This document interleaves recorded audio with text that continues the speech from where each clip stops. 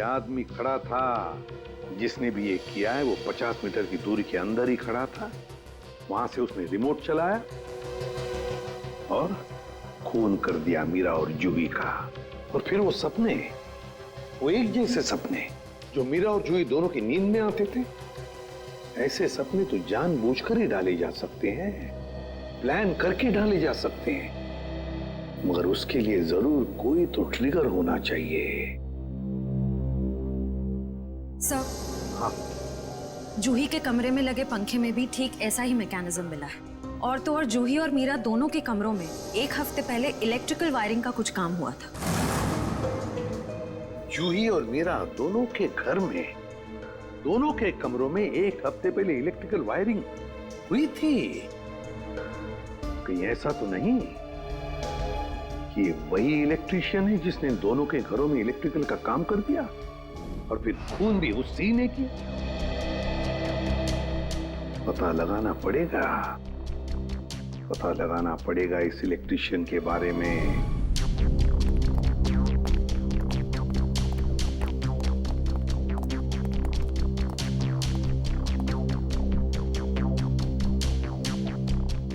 ना ही मीरा के मोबाइल पे कोई अलार्म था और ना ही जूही के मोबाइल। फिर दोनों को एक ही वक्त एक जैसे सपने कैसे आ सकते? इसका मतलब सपने ट्रिगर करने वाला मैकेनिज्म यहीं कहीं है। सर, ये देखिए, इस पे अलार्म है, लेकिन सुबह 6 बजे का। 6 बजे का? पर मीरा की मौत तो 3 बजे हुई थी, तो सपने शुरू करने का ट्रिगर लगभग 1 या 1.5 के बीच का होना चाहिए। यह भी तो हो सकता है कि किसी ने मीरा को सम्मोहित कर दिया। ऐसा नहीं हो सकता फ्रेडी, क्योंकि अगर ऐसा होता तो मीरा के दिन भर का हाव भाव, चाल चलन सब प्रभावित होता, पर ऐसा नहीं हुआ। नहीं, कुछ है यहाँ जो हम अभी तक देख नहीं पा रहे। ढूंढो, यही है।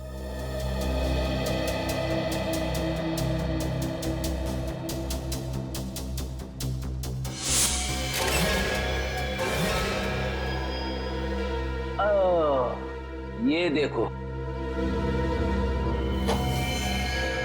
टीवी के पीछे ये बॉक्स लगा हुआ था। बॉक्स? कहीं ये ट्रिगर मैकेनिज्म इस बक्से के अंदर तो नहीं फिक्स किया हुआ है?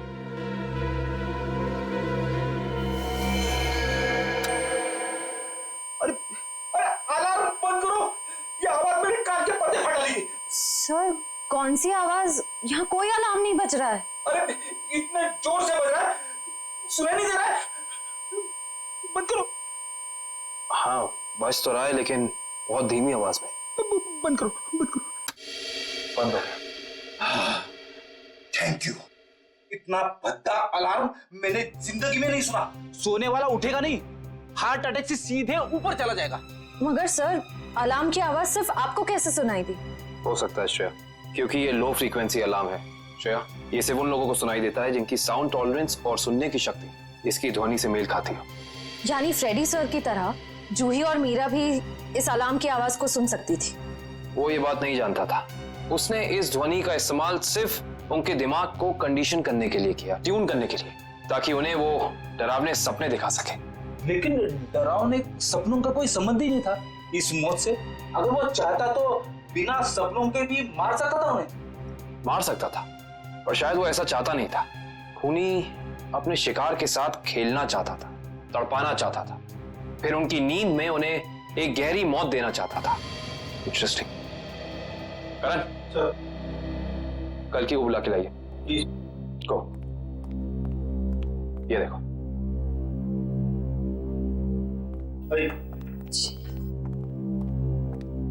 आइए। कल की जी, जी। इस आवाज को पहचानती हैं आप? ये आवाज मैंने यही सुनी है, मीरा के घर पे। कब? करीब 3-4 दिन पहले, जब वो अपने लैपटॉप पे काम कर रही थी तब।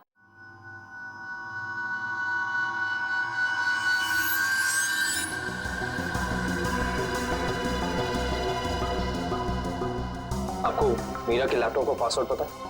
नहीं सर। हमें कंप्यूटर एक्सपर्ट से इसका पासवर्ड ब्रेक कराना होगा, लेकिन मुझे लगता है कि हमारे सारे सवालों के जवाब इसी लैपटॉप के अंदर है, इसके अंदर।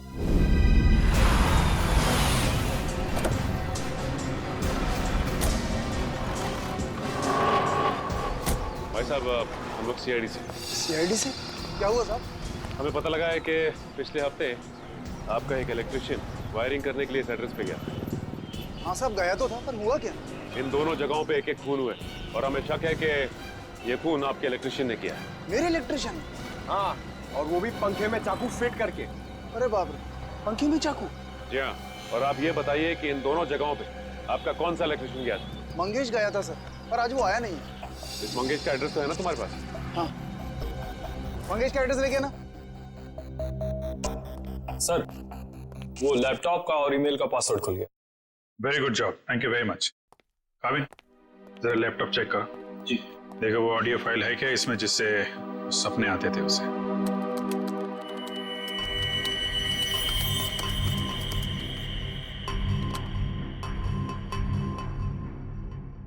सर, इस कंप्यूटर में कोई ऑडियो फाइल नहीं है।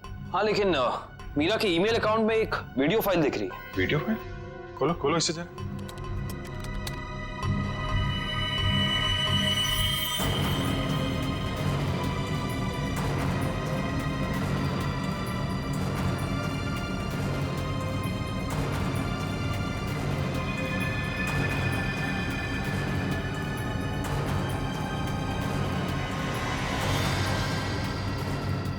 सर, ये सारे विजुअल तो मैंने जूही की स्केचबुक में देखे, स्पेशली ये नाला, ये बोर्ड और मास्क पहना हुआ आदमी, तीनों। इसका मतलब खूनी ने जूही और मीरा दोनों को चेतावनी भेजी थी। उन लोगों को हमारे पास आना चाहिए था मदद मांगने। जरा ये फाइल फिर से चलाना।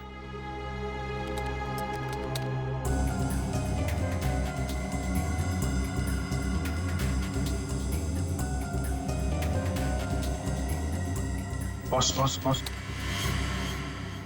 बंजारा रोड, जो शहर के पश्चिमी हिस्से में है ना? Yes sir. मतलब जो कुछ हुआ है बंजारा रोड पे ही हुआ है।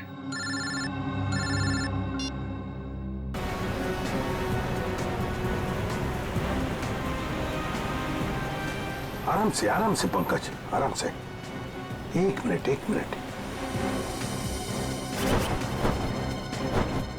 यह है ना एक सूखा नाला है, और वो रहा पेड़। सूखा नाला और उसमें वो पेड़।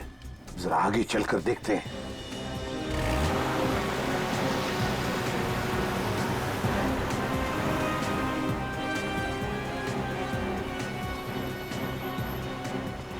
एक मिनट पंकज, एक मिनट। बंजारा रोड, मतलब हम सही रास्ते पे हैं।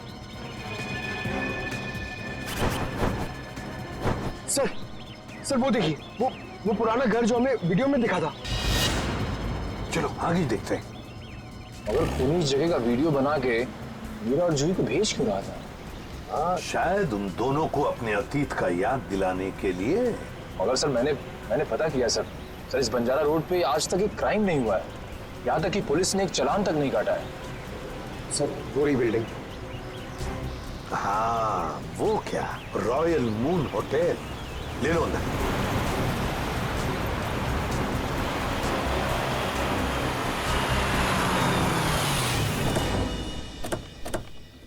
हाँ, इलेक्ट्रिशियन का स्केच मैच नहीं हो रहा है तो कोई बात नहीं, ठीक है। वेलकम सर, कहिए मैं आपकी क्या सहायता कर सकता हूँ? हम लोग सीआईडी से हैं। दरअसल एक केस के सिलसिले में कुछ पूछताछ करनी थी आपसे। सीआईडी? बाबा पूछिए, क्या पूछना चाहते हैं आप?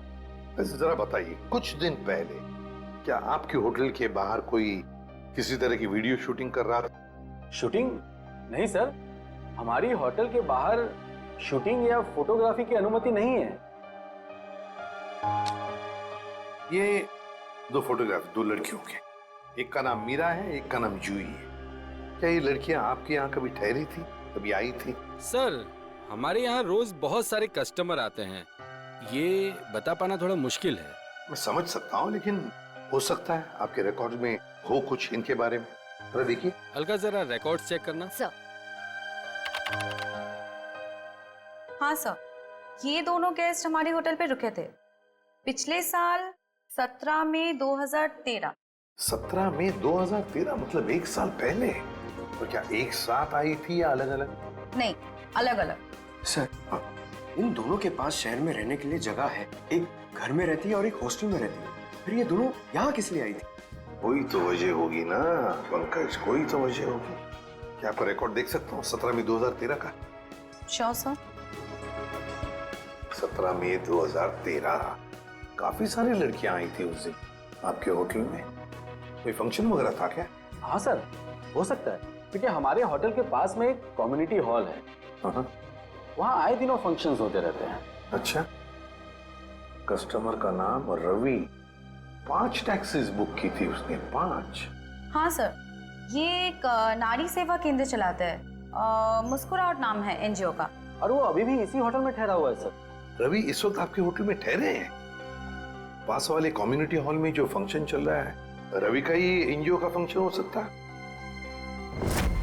रवि सर, मैं आपका जितना भी शुक्रिया अदा करूं उतना कम है। आप सोच नहीं सकते, ड्रग्स के नशे से मुक्ति मिलने के बाद मैं जिंदगी के ऐसे ऐसे रंग देख रहा हूं जिन्हें ड्रग्स के नशे ने अंधकार में डाल दिया था। वेरी गुड मिश्रा, लेकिन इसमें मुझे शुक्रिया कहने की कोई जरूरत नहीं। ये सब तुम्हारे धैर्य और दृढ़ इच्छा शक्ति का कमाल है। हाँ, लेकिन अब उस सफेद जहर को कभी पलट कर भी देखना मत। हाँ, ओके सर।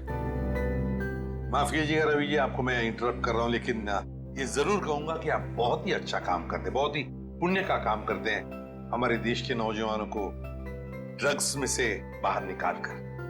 सर, आप एसीपी प्रद्युम्न है ना सर? जी हाँ, मैं एसीपी प्रद्युम्न। सर, हमने बहुत किस्से पढ़े हैं सर आपके बारे में, और तभी से आपसे मिलना चाहता था सर, लेकिन अब आप सर बैठे क्यों हैं सर, प्लीज। सर क्या लेंगे सर आप? चाय, कॉफी, कुछ? एक ठंडा लेमन आइस टी। जी, ठंडा लेमन आइस टी तो नहीं मिलेगी, साधारण चाय चलेगी। रवि जी, हमें कुछ नहीं चाहिए, कुछ नहीं चाहिए, थैंक यू वेरी मच। बस एक जरूरी काम है आपके पास। 2 लड़कियों के बारे में हम कुछ इंफॉर्मेशन चाहते हैं। अब कौन सी 2 लड़कियां सर? ये जूही और ये मीरा, क्या आप बता सकते हैं कि पिछले साल ये दोनों आपके इस एनजीओ में आई थी? जूही और मीरा? हाँ सर, ये सर आई थी दोनों यहाँ पर। एक्चुअली सर, इन्हें भी ड्रग्स के नशे की बुरी लत पड़ गई थी सर, इसलिए ये दोनों आई थी यहाँ हमारा सेमिनार अटेंड करने के लिए। लेकिन सर, इस बात को तो करीब 1 साल हो गया है। अब इनके बारे में पूछताछ।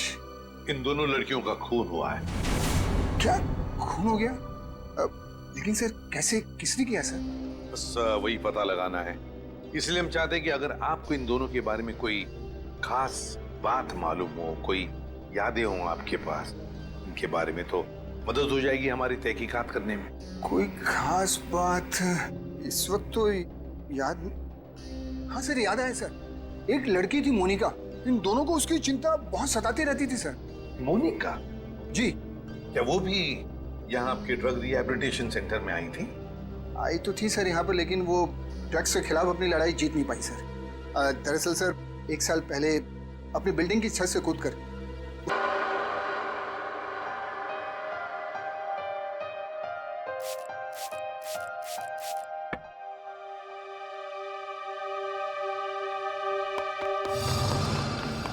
कौन है?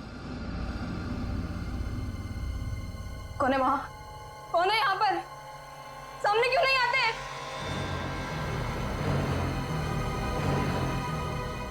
बस बहुत हो गया, बंद करो ये खेल, बंद करो ये खेल।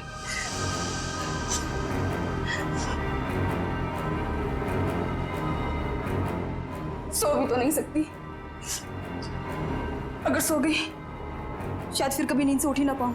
जूही, श्रुति, तुमसे कितनी बार कहा कि दरवाजा खटखटा के अंदर आया करो। ओ हेलो मैडम, ये गर्ल्स हॉस्टल है, किसी ऑफिस की बॉस का केबिन नहीं है। तुम नहीं समझोगी। जूही, क्या हुआ तुम्हें? इतनी चिड़चिड़ी और उखड़ी उखड़ी क्यों लग रही हो? जो इंसान 4 दिन से सोया नहीं हो ना, उसका बर्ताव ऐसे ही होगा ना। सोती क्यों नहीं?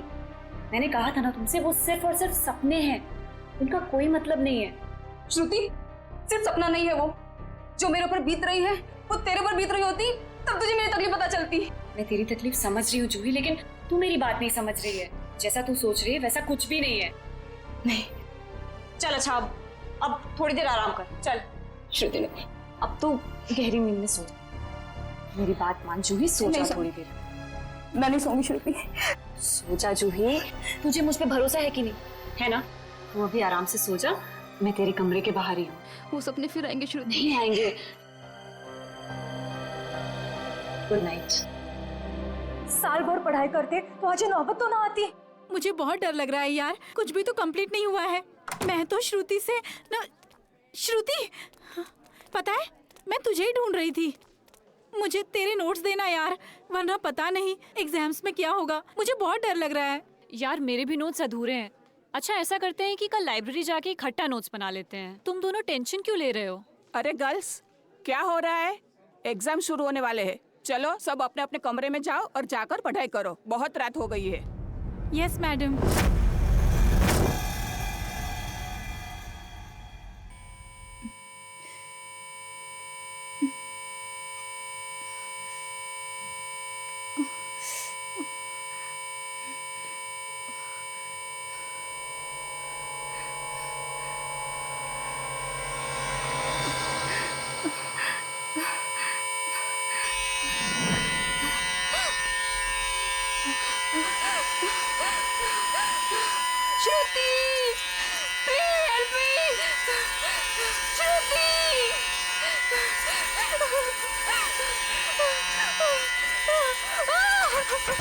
ये दरवाजा क्यों बंद है?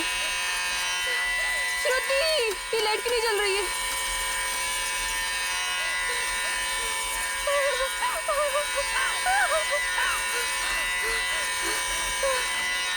ये खिड़की क्यों जाम है? बंद करो ये आवाज, मेरे कान के पट्टे फट जाएंगे।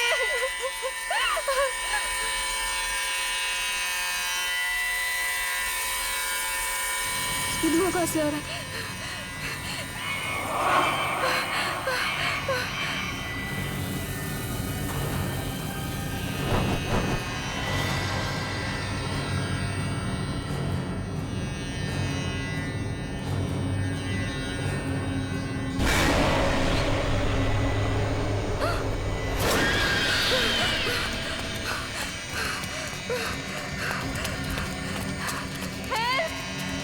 कोई बचाओ मुझे! हेल्प! कोई है? बचाओ! Please help me! कोई है? कोई बचाओ मुझे! मत मारो मुझे! मत मारो! मत मारो मुझे! मत मारो!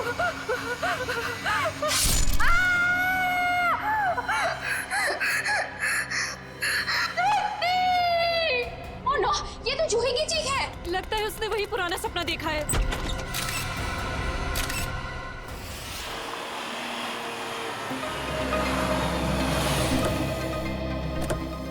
आश्रया, क्या पता चला? सर, मरने वाली का नाम जूही है। वैसे भोपाल से है, मगर यहाँ MBA की पढ़ाई के लिए आई थी। सर, लगता है जब वो सो रही थी उस वक्त किसी ने चाकू मार के उसका खून कर दिया। श्रेया, ये जूही का कमरा कहाँ है? सर ऊपर। सर एक और बात, जब उसका खून हुआ उस वक्त उसके कमरे में और कोई भी नहीं। ऐसा कैसे हो सकता है श्रेया? कोई ना कोई तो होना चाहिए। ऐसा जरूरी नहीं है सर, इस तरह की मौतों में कई बार आत्माओं का हाथ होता है। प्लीज, ACP सर मुझे पहले ही बता चुके हैं आपकी इन कहानियों के बारे में। बेहतर होगा कि इन मर्डर केसेस के साथ ये आत्माओं की कहानियां ना जोड़ें। प्लीज, समझ गए? यही कमरा है? Yes sir. आइए। एक्सक्यूज मी, प्लीज एक सेकंड, एक्सक्यूज मी।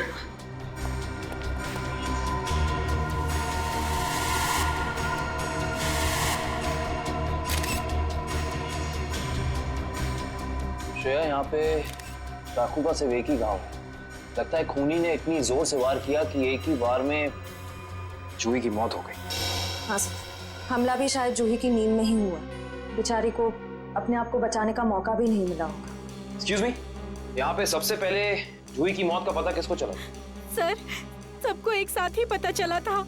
हम यहाँ कॉरिडोर में थे, अचानक से जूही के कमरे से चीखने की आवाज आई और अंदर आके देखा तो जूही की जान जा चुकी थी। उस समय कमरे में जूही के साथ और कौन था? सर, उस वक्त जूही के साथ कोई नहीं था। देखिए, आप लोग दोबारा याद करने की कोशिश कीजिए। हो सकता है कोई ऐसा जो उस वक्त भाग निकला हो। सर, भागने का तो सवाल ही नहीं उठता, क्योंकि डोर बाहर से बंद था और वो अंदर से। खूनी भागेगा भी तो कहाँ से भागेगा? एक मिनट, ये दरवाजा बाहर से बंद था, क्यों? सर, कई दिनों से जूही सो नहीं पा रही थी। अचानक नींद से जाग जाती थी और भागकर अपने कमरे से बाहर आ जाती थी। आज भी कुछ ऐसे ही हुआ। वो सो नहीं पा रही थी। मैंने उसको सुलाया और मैं बाहर आ गई और दरवाजा बाहर से बंद कर दिया। लेकिन इसे नींद क्यों नहीं आ रही थी? सर, कई दिनों से उसे डरावने सपने आ रहे थे। उसे ऐसा महसूस हो रहा था कि उसका सपनों में कोई खून करना चाह रहा है, उसकी कोई जान लेना चाह रहा है। हमें क्या पता था कि उसका सच में खून हो जाएगा। डरावने सपने? मैं कह रहा था ना, ये कोई आत्मा का ही चक्कर है।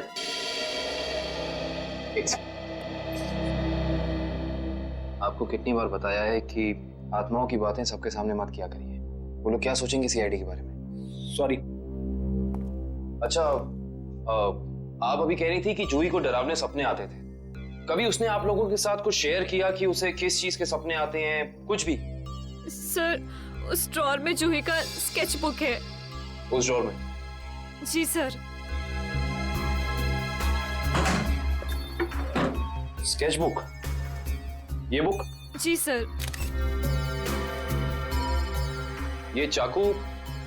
सर, ये वही चाकू है जिसे लेकर कोई उसका पीछा करता था सपनों में, उसे मारने के लिए।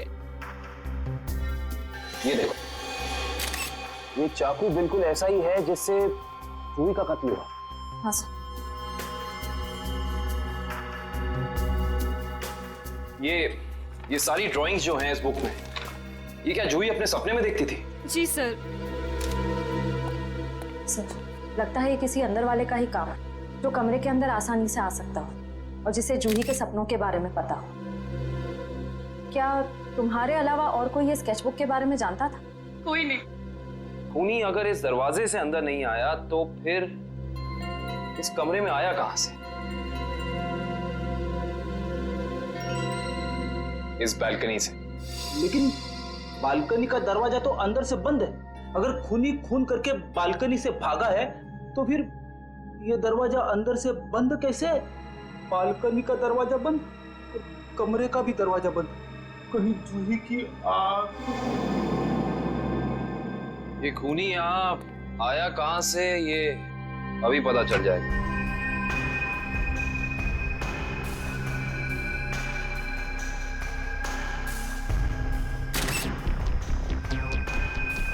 ये देखो, जूते के निशान। हो ना हो खूनी इसी बालकनी से चढ़कर आया। लेकिन बालकनी का दरवाजा तो अंदर से बंद था, तो फिर खूनी यहाँ ऊपर चढ़ के कमरे के अंदर आया कैसे होगा? ये भी पता चल जाएगा फ्रेडी जी। बस एक बार जूही के मौत के कारण पता चल जाए, कुछ तो होगा, कोई सबूत कुछ तो होगा। इधर देखो, ये पाइप, इसी वाटर पाइप से चढ़कर खूनी इस बालकनी तक आया है। यहाँ के वॉचमैन से मिलना पड़ेगा। माफ कर दिए साहब, गलती हो गई। इसे गलती कहते हो तुम? एक इंसान गर्ल्स हॉस्टल की बालकनी में चढ़ जाता, अंदर कमरे में जाके खून कर देता, और तुम्हें कुछ पता भी नहीं चला। बस साहब, 15 मिनट के लिए मेरी आंख लग गई थी। मैं सपने में भी ऐसा नहीं सोच सकता था कि उस दौरान ऐसा कुछ हो जाएगा। तुम्हारी 15 मिनट की लापरवाही की वजह से एक लड़की की जान चली गई। उसकी जिंदगी लौटा सकते हो तुम?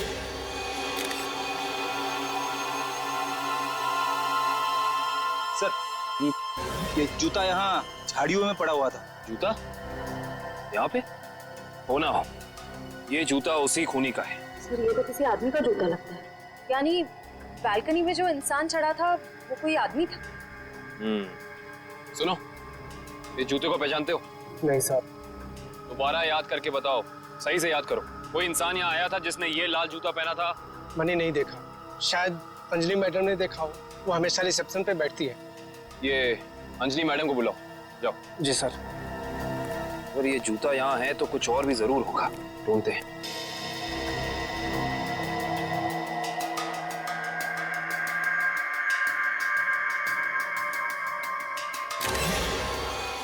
इस तरफ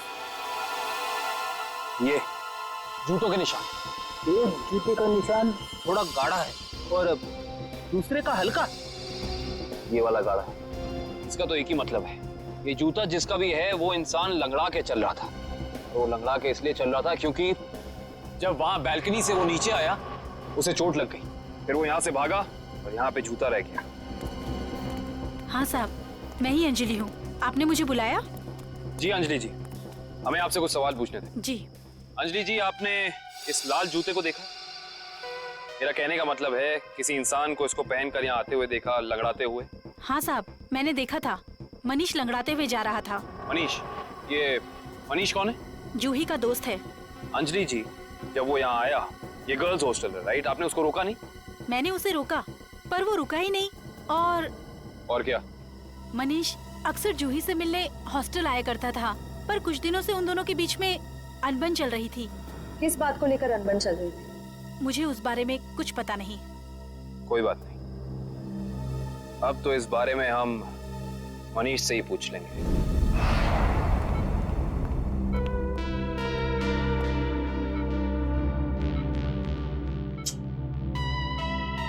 मनीष, कैसे हो यार? मैं ठीक हूँ, पर आप लोग कौन हैं? तुम्हारे शुभचिंतक हैं, सीआईडी वाले। सीआईडी? क्या बात है? क्या मेरी जान को किसी से खतरा है क्या? सुना आपने? खुद एक बेचारी लड़की को मार के खटिया पे लेटा पड़ा है और पूछ रहा है कि मेरी जान को कोई खतरा तो नहीं है। ये क्या कह रहे हैं आप? मैंने किसी की जान नहीं ली। मनीष, ये पाँव में चोट कैसे लगी तुम्हें? वो मैं सड़क पार कर रहा था तो एक बाइक वाले ने टक्कर मार दी मुझे। सड़क पार कर रहा था बेचारा, टक्कर मार दी? वैसे ये हादसा हुआ कहाँ? MI रोड पे, जीपीओ के सामने। जीपीओ के सामने? तभी तो। वैसे अगर ऐसा था तो ये लाल रंग का जूता जो तुम्हारा है, हमें पता है जीपीओ के सामने मिलना चाहिए था।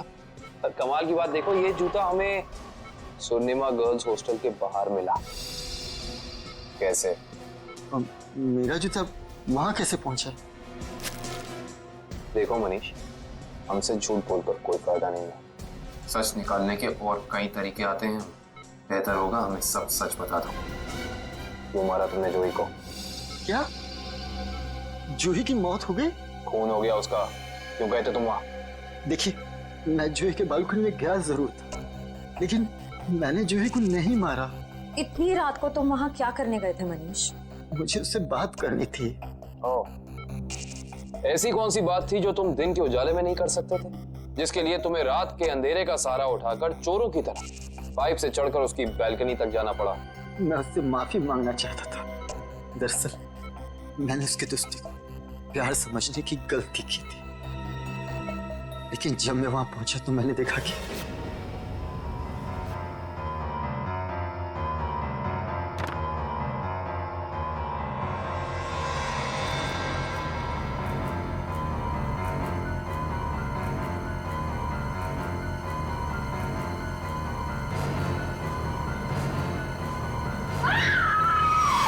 शर्म आनी चाहिए तुम्हें मनीष। उसकी मदद करने की बजाय तुम वहां से भाग गए। यही है तुम्हारा प्यार? अगर किसी ने वहां मुझे देख लिया होता तो इल्जाम तो मुझे पर आता ना। देख तो तुम्हें लिया ही था।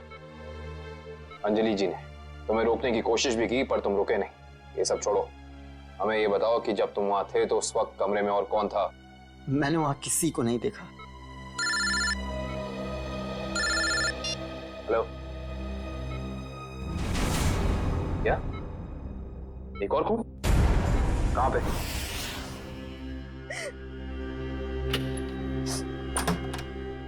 आप कौन? हम लोग सीआईडी से। आइए।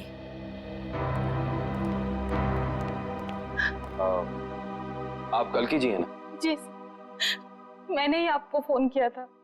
मेरी सहेली मीरा का खून हो गया है। उसकी लाश ऊपर उस कमरे में पड़ी है।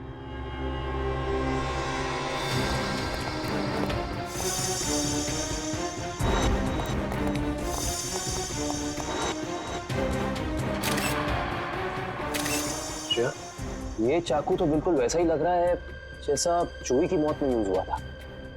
हाँ सर, लगता है किसी सीरियल किलर का काम।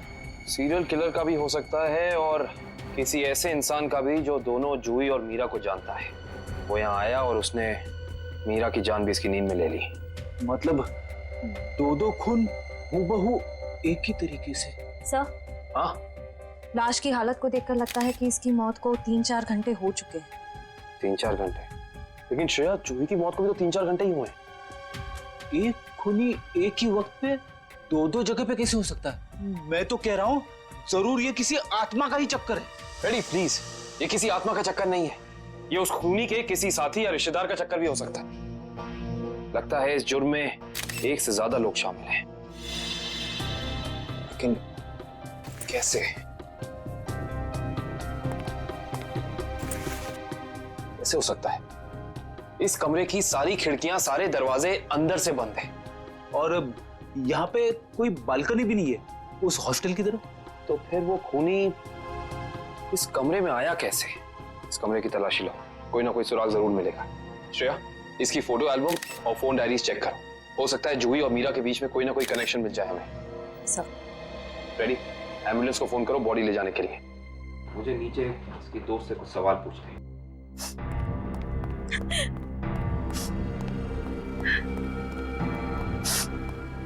कालकी जी। जी। आपको मीरा की मौत के बारे में कब पता चला? रात को मैं काफी देर से ऑफिस से लौटी तो मैं इस कॉरिडोर से गुजर रही थी कि तभी मुझे मीरा के चीखने की आवाज सुनाई दी। मैं दौड़ती हुई उसके दरवाजे तक आई। मीरा का दरवाजा खटखटाया पर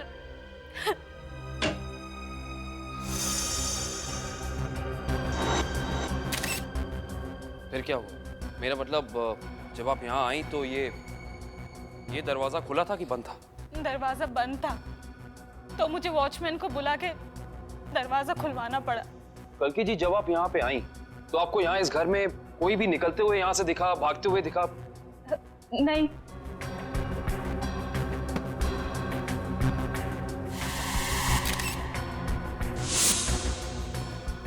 कालकी जी, आपकी दोस्त मीरा काम क्या करती? बैंक की एरिया मैनेजर थी वो, और 2 साल पहले उसका तबादला हमारे शहर में हुआ था।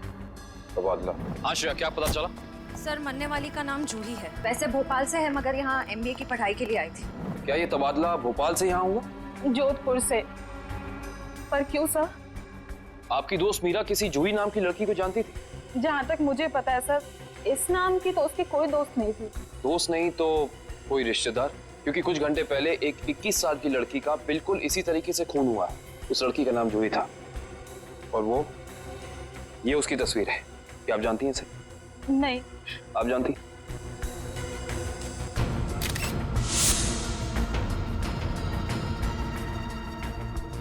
ये क्या हो रहा है हमारे शहर में? आम आदमी तो बिल्कुल भी सुरक्षित नहीं है। कल्कि जी, आपको किसी पे शक है? I mean, आपकी दोस्त मीरा की किसी से कोई दुश्मनी, कोई अनबन? उसका कोई दुश्मन नहीं था सर। मीरा तो बहुत ही सुलझी हुई लड़की थी।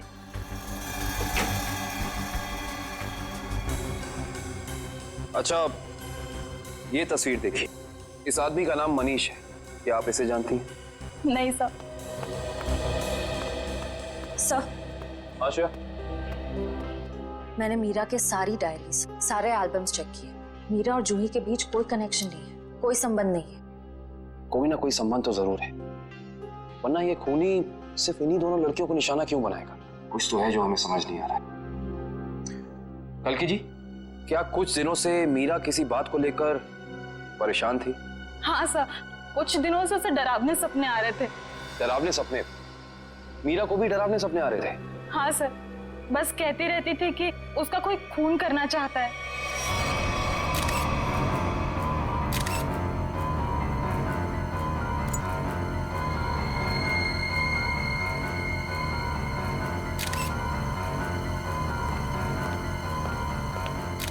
ये कैसे हो सकता है सर?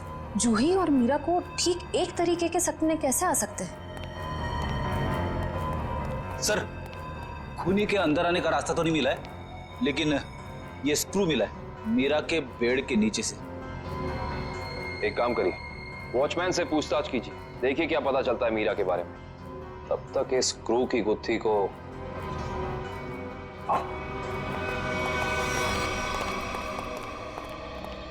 करण, फ्रेडी को ये स्क्रू कहाँ मिला था? सर, वहां उधर। इधर? ये स्क्रू हाँ आया कैसे होगा? हाँ, ले आओ, संभाल के। रिश्ता, श्रेया, संभाल के।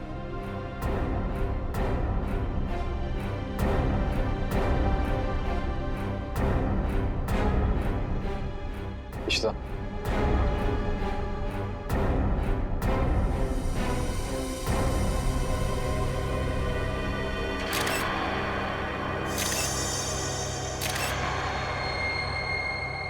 ये बात है। क्या हो सर? ये देख रही हो सीलिंग फैन। अब ये सीलिंग फैन इस स्क्रू की गुत्थी को सुलझाएगा। करण, समझ गया सर।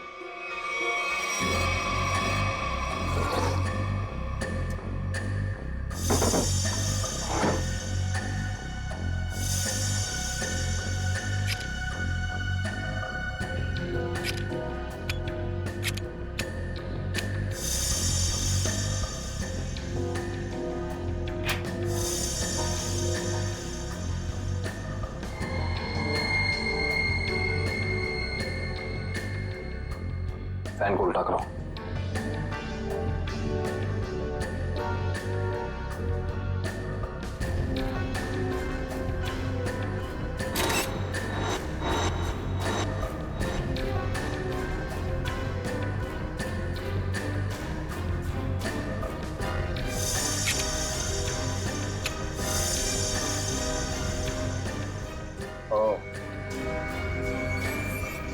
सर यानी ये स्क्रू इस फैन का है?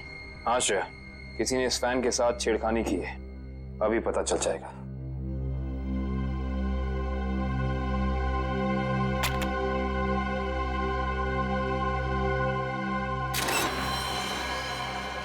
ओह माय गॉड, तो ये बात है, मतलब चाकू इसके अंदर था। इसके अंदर से इस मैकेनिज्म के जरिए चाकू सीलिंग से नीचे गिरा मीरा के पेट में और उसकी मौत हो गई। अब समझ में आया, ये कारण है जिस वजह से खूनी इस कमरे में नहीं था। उसकी जरूरत ही नहीं थी, उसका काम तो ये सीलिंग फैन कर रहा था। इसका मतलब जूही के कमरे में भी बिल्कुल ऐसा ही सीलिंग फैन होगा जिसके अंदर सेम मैकेनिज्म फिट होगा। वहां भी चाकू सीलिंग से गिरा और जूही की मौत हो गई। सर हो सकता है खूनी ने रिमोट कंट्रोल के जरिए इस चाकू को कंट्रोल किया हो सकता है। और सवाल यह है श्रेया कि खूनी को कैसे पता चला कि सही वक्त रिमोट बटन दबाने का कौन सा था? हाँ सर, क्योंकि ना तो हमें मीरा के कमरे से कोई कैमरा मिला, ना ही जूही के कमरे से, जिससे ये पता चले कि खूनी दोनों लड़कियों पर नजर रख रहा था। वो भी पता चल जाएगा इस सीलिंग फैन के चाकू के मैकेनिज्म के जरिए। क्या ये मीरा और जूही, इन दोनों के बीच में कोई ना कोई संबंध तो जरूर है, कोई ना कोई संबंध तो जरूर है। मगर सर दूर दूर तक इन दोनों के बीच कोई संबंध नजर तो नहीं आ रहा। इन दोनों के उम्र में बहुत फर्क है, उनके रहन सहन, तौर तरीके, ये जूही का कॉलेज और मीरा के काम करने की जगह, आपस में कहीं भी कोई तालमेल नहीं है सर। हाँ सर, वो फैन और चाकू का मैकेनिज्म रेडी है। चलो देखते हैं।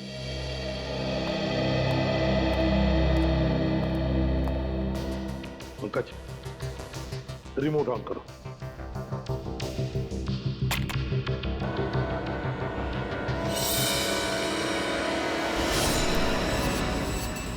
मतलब जैसे ही रिमोट का बटन दब गया, इस फैन के मैकेनिज्म के अंदर जो इंफ्रारेड लाइट थी वो ऑन हो गई, लॉक खुल गया और उसकी वजह से ट्रिगर ऑन हो गया। ट्रिगर ऑन होने से इसके अंदर जो छुपा के रखा था चाकू, वो सीधा नीचे गिर गया, सीधे उसके शरीर के अंदर जो फैन के नीचे सोया हुआ था।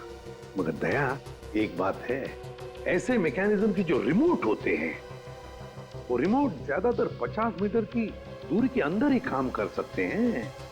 तो फिर जरूर जहां पर मीरा और जूही रहती थी उसके आसपास ही सारी प्रॉपर्टी, सारी जायदाद उसी के नाम हो गई। तो क्या मोनिका के भाई ने प्रॉपर्टी के लिए अपनी बहन का खून किया? ये भी तो हो सकता है कि मोनिका ने आत्महत्या की हो। मैंने कहा ना, काम हो जाएगा। जी कहिए। आपका नाम अमित है? जी हाँ, मगर आप लोग? सीआईडी। मोनिका के बारे में कुछ सवाल करने थे आपसे। ओह, 1 साल हो गए मेरी बहन को मरे हुए, लेकिन अब भी कोई ना कोई आकर मेरे पुराने जख्म को रहता रहता है। पूछिए, क्या पूछना है आपको?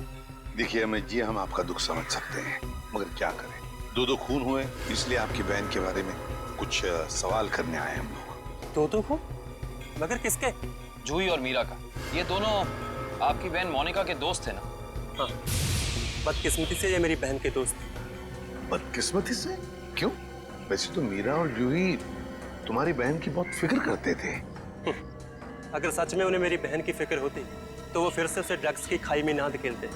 क्या वो दोनों फिर से मोनिका को ड्रग्स की लत लगाना चाहते थे? हालांकि वो दोनों खुद ड्रग्स से छुटकारा पाना चाहते थे। मुझे नहीं पता कि वो आदत से छुटकारा पाने आए थे या दोबारा ड्रग एडिक्ट्स को बढ़ावा देने, लेकिन इस काम में एक और भी था उनके साथ। हाँ, विशाल। विशाल? ये विशाल कौन? विशाल जूही और मीरा को ड्रग्स देता था और ये बात मोनिका जान गई थी। लेकिन जब लोगों को पता चला कि मोनिका को उनका राज पता है तो उन्होंने उसे फंसाने के लिए उसके बैग में ड्रग्स डाल दी। वो पकड़ी गई, उसके ऊपर पुलिस केस भी हुआ। वो ये सदमा बर्दाश्त नहीं कर सकी और उसने आत्महत्या कर ली। सर कोई तो है जो मोनिका की मौत का बदला ले रहा है। जूही और मीरा पहले ही मर चुकी हैं। अब अगला नंबर शायद विशाल का। अमित, कल रात तुम कहाँ थे? आप मुझ पे शक कर रहे हैं? क्या करें, शक करने की आदत जो है हमें। और फिर तुम तो अपनी बहन के सबसे करीबी हो ना। मुझसे ज्यादा करीबी तो उसका मंगेतर था, रणविजय। दोनों ने जन्मों जन्मों तक साथ रहने की कस्में खा रखी थी। रणविजय? ये रणविजय यही है ना? हाँ यही तो है वो, लेकिन रणविजय का स्केच आपके पास कैसे? हो सकता है मीरा, जूही और मोनिका की मौत का राज रणविजय जानता हो। Thank you Ranvijay. सब वो रहा विशाल का घर। विशाल की जान को खतरा हो सकता है।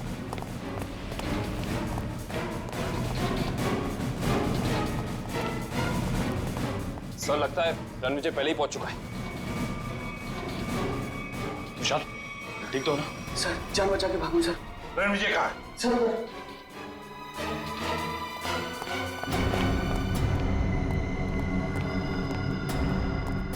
यहाँ तो कोई भी नहीं है। सर शायद यहाँ से भागा होगा। रणविजय! कोई मत चिल्ला, इसको मालूम नहीं दो। छोड़ दो उसे, छोड़ दो। देखिए वैसे तो मुझे सीआईडी वालों से काफी लगाव है, पर अगर सीआईडी ने मेरे साथ कोई होशियारी की ना तो ये बात मुझे अच्छी नहीं लगेगी। चाकू नीचे फेंक दो। फेंक दो चाकू। डरो मत, कुछ नहीं करूंगा तुम्हारे इस मोटू ऑफिसर को। मोटू मत बोल, टाइटिंग कर रहा हूँ आजकल। देखो मुझे अपना काम करने दो। बेवकूफी मत करो, नहीं बच पाओगे तुम। अरे बचना किसको है? एक बार मैं इस विशाल को मार दूं, भले मुझे फांसी हो जाए, मुझे मंजूर है। देखो रणविजय, ये सब करने से क्या मोनिका वापस आएगी? भले ही वापस ना, लेकिन मेरे बदले की आग तो पूरी होगी। इन तीनों ने रातों की नींद उड़ा दी थी मोनिका की, इसलिए मैं भी इनके साथ वही कर रहा हूं। इन्हें तड़पा तड़पा कर मारूंगा मैं। देखो रणविजय, मोनिका के साथ जो कुछ भी हुआ ठीक नहीं हुआ। इन तीनों की वजह से बेचारी को जेल जाना पड़ा, बदनामी हुई। नहीं, रात रात भर सो नहीं पाती थी वो, बुरे बुरे सपने देखकर जाग जाती थी। ये विशाल ने मोनिका का बंजारा रोड पे पीछा किया था उसे मार डालने के लिए, इसलिए मैंने भी इन्हें पहले बुरे बुरे सपने दिखाए और अब मैं इन्हें मौत की नींद सुला रहा हूं। रणविजय, ये तुम क्या करने जा रहे हो? विशाल को उसके किए की सजा कानून देगा। अरे कानून का क्या गया, प्यार तो मैंने अपना खोया है ना।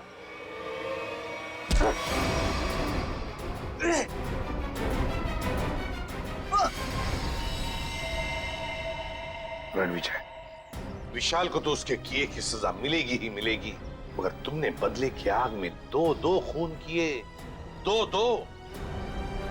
तुम्हें तो शायद फांसी ही होगी, फांसी।